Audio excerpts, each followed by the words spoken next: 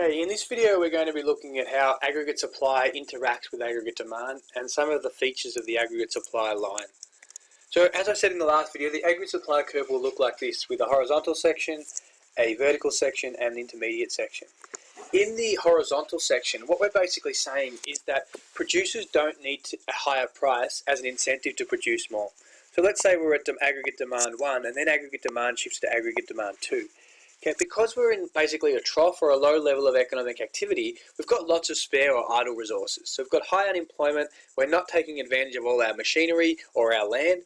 So if demand starts to increase, producers aren't going to raise their prices, they're just going to supply more. They're just going to take advantage of all their unemployed workers, they're going to use more of their machines and basically start to produce more and boost real GDP because there's now more demand for our products. It would be silly for us to just immediately raise prices because we're still in a very low level of aggregate demand. So we kind of don't want to put off these consumers because we just want them to produce, we just want them to demand more so that we can produce more and boost our real GDP.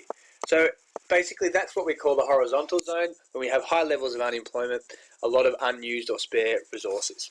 Then we get to basically this intermediate zone in here. And now we're basically starting to reach towards our productive capacity. So we don't have a lot of limited resources. We have some resources that are unlimited. We might have unemployment at say 4 to 5%. So some people aren't working and they'd like to be working. But basically producers aren't going to produce anymore unless they get the lure of a higher price. So producers aren't going to be willing to, get their workers to work overtime or take advantage of extra capital resources unless they get the lure of higher prices. So that's why the supply curve will start to slope upwards, because without higher prices we're not going to supply more. Then we have this vertical zone where basically we have no excess capacity. We're using all our available resources, we have full employment, we have basically no labour, land or capital resources at our disposal. So if aggregate demand was to shift to the right again, we just see higher prices, we just see inflation, and it's not going to boost our real GDP.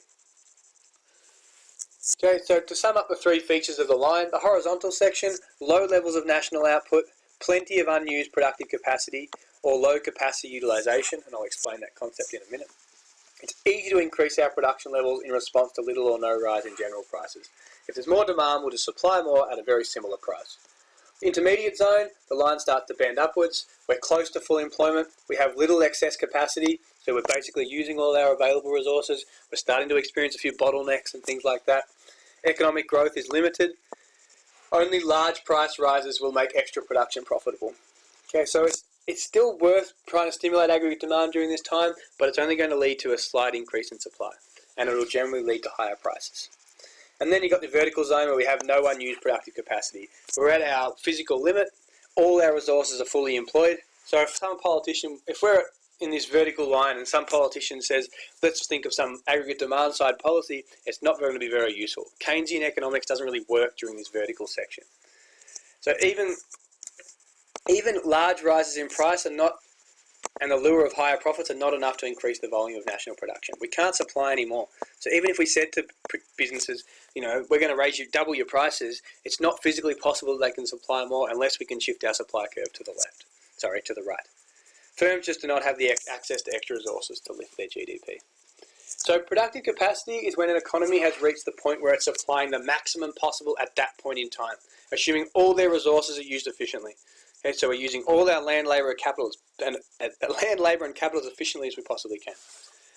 This is very rarely or never the case in Australia. We will never work at our full productive capacity. We will always have idle or unused resources, so it's more of a theoretical term. When an economy has reached the point where it's supplying the maximum possible at that point in time, assuming all the resources are used efficiently. So as I said to you before, aggregate supply represents the total level of output that has occurred. Productive capacity would be the level of output that would occur if we used all our resources to their full potential. Okay, this is measurable in Australia. This one never happens. We never reach our productive capacity. Okay, Australia at the moment is about 78% of our productive capacity. So we're about 78% of our max if we used all our resources fully and efficiently as possible. But the two terms are very different. One's what's actually the supply that's actually happening. One's if we're at our max. So the capacity utilisation rate is basically one over the other. It's the actual output that we're producing divided by our potential if we work to our full capacity. Okay, so as I said, at the moment we're at about 78%. So our capacity utilisation rate is 78%. We are working at about 78% of our capacity, the extent to which a nation is using its available resources to achieve productive capacity. If a country is above 90%, there's very limited growth available unless they can push out their aggregate supply. Okay, when we were in our mining boom in 2008, 2009, when we started to have capacity constraints, started to emerge, we were at about 85% in Australia. Okay, and that led to higher wages, it was leading to inflation, and suddenly the government started to think of contractionary ways to start to slow down the economy, e.g. higher interest rates to slow the level of aggregate demand. But at the moment in Australia, because we're not really we're at the lower levels, we're well below our productive capacity. If I was going to draw a line that looked like this, and really that's a bad supply curve, we might be working at, say, this point here. So we're well below our productive capacity up here, and therefore it's worth trying to stimulate demand. So interaction between demand and supply. You've got your insufficient levels of aggregate demand. If we can find a way to boost aggregate demand, like Keynesian said, we're going to get higher real GDP. Once we get to this point here, yeah, Keynesian stuff will still work. It'll lead to higher real GDP, but it'll also lead to higher prices because we don't have a lot of spare capacity. And here, Keynesian economics is absolutely useless. Okay, we are at our productive capacity. If we want to grow, we need to shift this supply curve. We need to become smarter. We need to have better technology. We need to get access to better natural resources, or we can immigrate.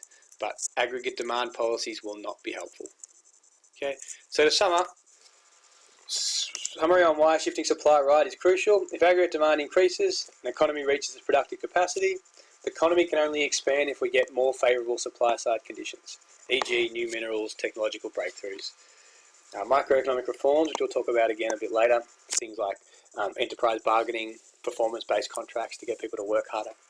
Firms become more motivated and willing and able to produce due to lower costs. Okay? And when we shift the supply curve to the right, businesses are more willing and able to produce because they have higher profits. And that allows for increased economic growth at lower prices. So it leads to an expansion in aggregate demand. Problems with the supply curve shifting to the left: productive capacity shrinks, aggregate supply declines, we have a reduced productive capacity, firms are less able and willing to produce because it's more costly and less profitable, and that limited productive capacity and less motivation to produce can cause bottlenecks, slow aggregate demand, and high inflation. I'm not going to go into this now, this is just an exam question from a few years ago.